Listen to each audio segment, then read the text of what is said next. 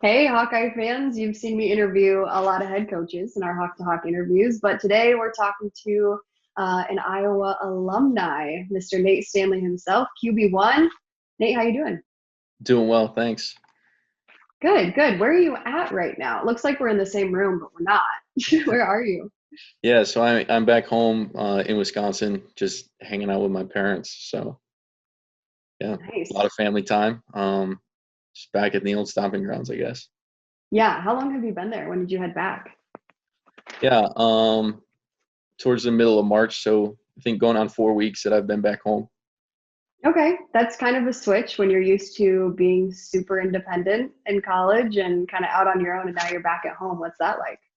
Yeah, obviously, just like you said, it's a big change, but as far as just being able to work out and train the best that I could, not being able to work out at the football facilities in Iowa City anymore. This was really the best option for me, to be able to continue to work out and prepare. How'd you feel, your experience was and your performance was at the combine? Yeah, so I felt really prepared going into the combine. I had dropped some weight. That was kind of some input, from the people that my quarterbacks coach works with. He's affiliated with a company that does draft prep or combine prep for a lot of guys on the East Coast.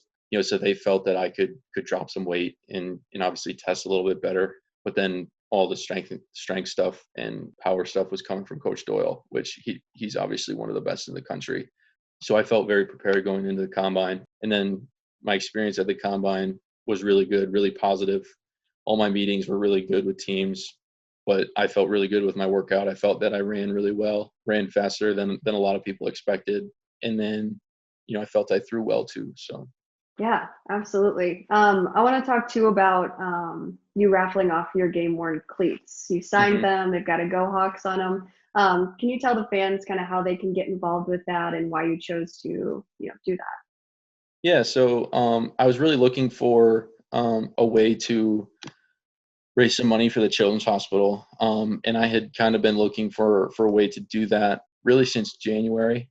So I was really thinking, and still might come, where I might raffle off my Penn State jersey, the gold jerseys that we wore, and I'm really kind of looking for a platform to do that, and also to be able to raise some money to help with everything that's going on right now. So with the help of my marketing agent and then Pledge It, the company, really just trying to reach as many people as possible and try to raise as much money as possible, to help out. So it's a great cause.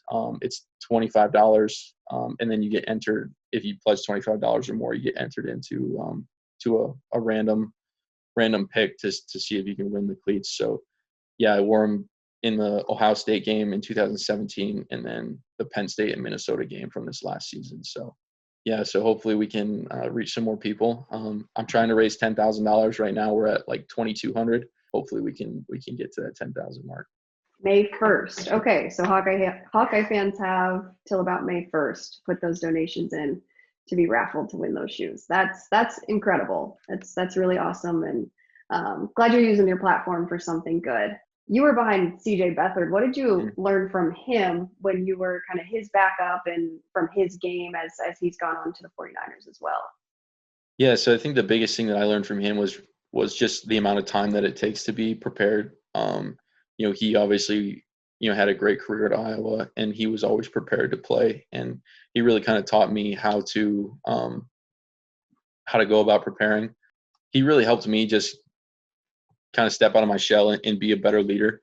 That's really the biggest thing is, a lot of people put a lot of pressure on themselves and obviously playing, for the Hawkeyes and being one of the premier sports in the whole state. I think you can put a lot of pressure on yourself, but it really just helped me to be relaxed and just have fun. I have somebody, on the inside. So what I've heard is that he also helped you learn how to lose in ping pong. Is it true that you never beat CJ Beathard in I ping beat pong? him. Is that I beat him one time and by one how much? time, probably out of about 50 games. He's really good. And then I would just get upset and try to hit the ball harder and harder, and I would miss the table. I like to think that I'm pretty good at ping pong because I had a ping pong table growing up. I'd play all the time with my older brother, but yeah, CJ was really he played a lot of defense and he'd make you make mistakes. So um, I did beat him one time. So But So you've got ask that. that source how many times he's beat me. So then we'll get to the bottom of it. So All right, I'll ask him. I want to get back to next year's team. You talk about the receiving core. I mean, they performed pretty well last year. You got a lot of dependable guys that you were throwing to, but now they're coming back with even more experience. So what can you say about the returners and maybe some new faces that we'll get to see this coming year? yeah, I mean, I think those top three guys with Amir, Brandon, and Nico, those guys are pretty good. And it doesn't really matter how physically good you are if you don't have the mental knowledge to think on the fly and ability to use your body, which really only comes with experience. And all three of those guys Brandon and Amir now have 3 years of playing experience, going on their fourth. Nico has a full year now, so it's huge for them just learning, not only how to think on the fly and how to play the game, but how to use your body while you play the game, which a lot of people might not realize. You have to. That comes with experience too.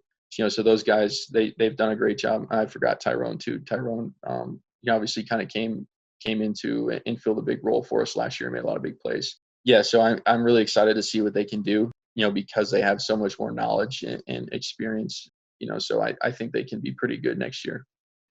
Awesome. Well, thank you so much for chatting with me today and for your time. We really appreciate it. And I know Hawkeye fans love hearing from you. We can't wait to watch how the draft plays out for you, where you end up going. And I know whenever you get your next jersey, a lot of fans will have that jersey on back here in Iowa. So we can't wait to watch. Thanks. All right. Best of luck, Nate. We'll see you. Thank you.